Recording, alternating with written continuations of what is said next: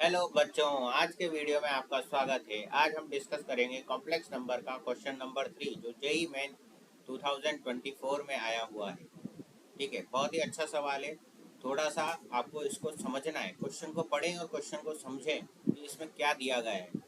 If the set are, एक set दिया हुआ है आर जिसमें ए कोमा बी दो एक ऑर्डर पेयर की फॉर्म में दो वैल्यूज आपको दे रखी है ए और बी, और ए और बी आप कहाँ से बिलोंग करते हो? नेचुरल नंबर से, यानी कि ए और बी आपके क्या है? नेचुरल नंबर है। ये रिलेशन आपको दे रखा है कि ए प्लस 5 भी जो है 42 है।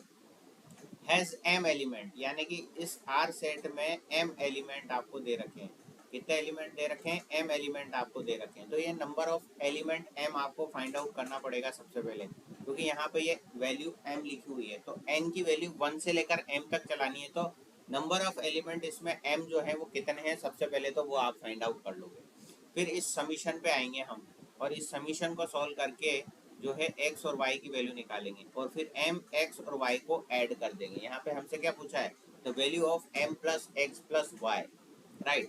सो first of all we have to find m, right.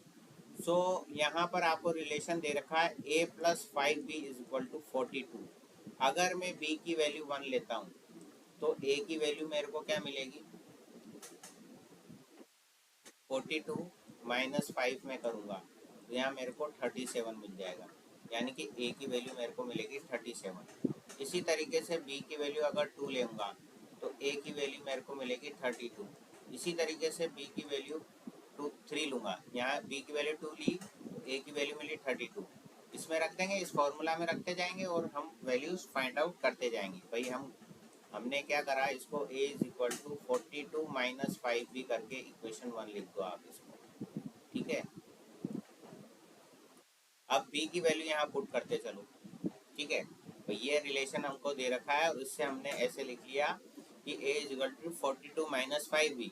अब b की वैल्यू हम यहाँ पर रखते चलेंगे। अगर b आपका जो है 1 है तो a इतना होगा, b2 है तो a इतना होगा, b3 है तो a की वैल्यू आपकी 27 होगी। इस तरीके से आप रखते जाओ। b की वैल्यू 8 आप जब रखोगे यहाँ पर, a की वैल्यू आपको 2 मिलेगी।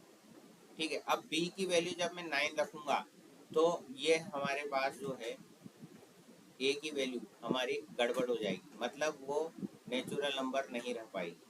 ठीक है, b की वैल्यू सपोज मैं 9 रखता हूँ तो 9 5 जा 45 हो जाएगी और a की वैल्यू -3 हो जाएगी, राइट।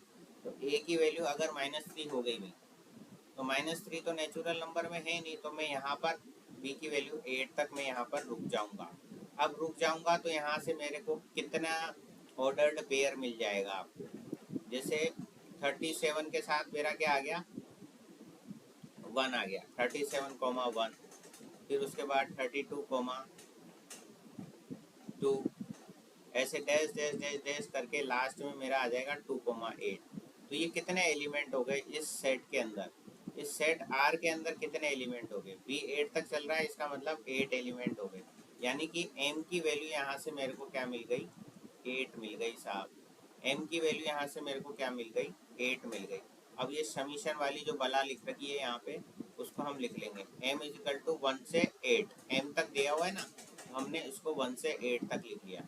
ठीक है, उसके बाद लिखा हुआ है 1 प्लस आयोटा, 1 प्लस आयोटा की पावर फैक्टोरियल n।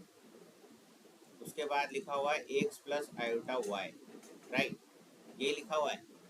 तो अब हम इसकी वैल्यू चलाएंगे यहाँ से 1 से लेकर 8 तक। लेकिन यहाँ पर आप देखो n अगर 4 है या 4 से बड़ा है तो आयोटा की पावर फैक्टोरियल n की वैल्यू आपकी क्या होगी? 1 ही होगी, क्योंकि यहाँ फैक्टोरियल n की वैल्यू अगर मैं 4 रखता हूँ यहाँ पर, तो फैक्टोरियल 4 क्या होता है आपका? 4 इंटू 3 इंटू 2 इंटू 1।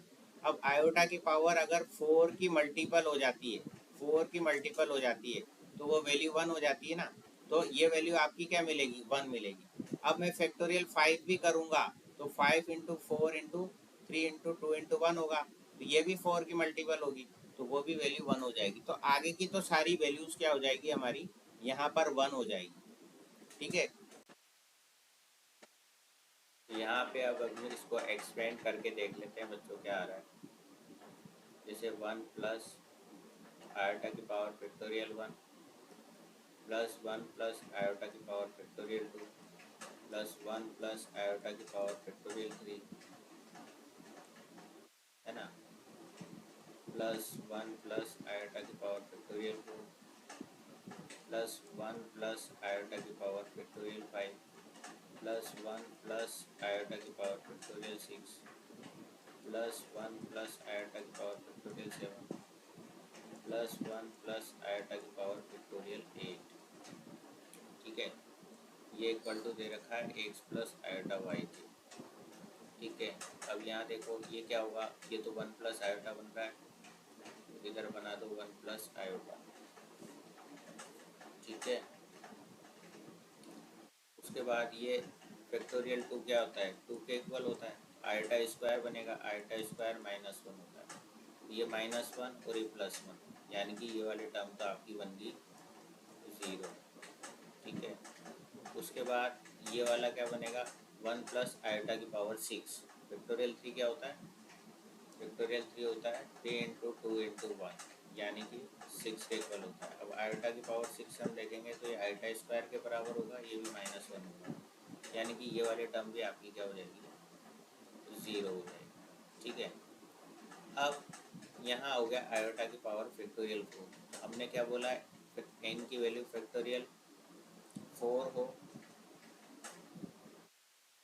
आयोटा की पावर फैक्टोरियल 4 करेंगे हम तो वैल्यू क्या आएगी, 1 मिलेगी, है ना, n इज इक्वल टू 4 पर, और इससे ग्रेटर देन 4 पर वैल्यू क्या मिल रही है, 1 मिल रही है, तो ये 1 प्लस 1 2 हो जाएगा, ये भी 2 हो जाएगा, ये भी 2 हो जाएगा, ये भी 2 हो जाएगा, ये भी 2 हो जाएगा, 1 2 3 4 5, 5 इंटू 2। ठीक है, तो 10 हो गया, ये 11 प्लस आयोटा ये आपको यहाँ से मिल जाएगा।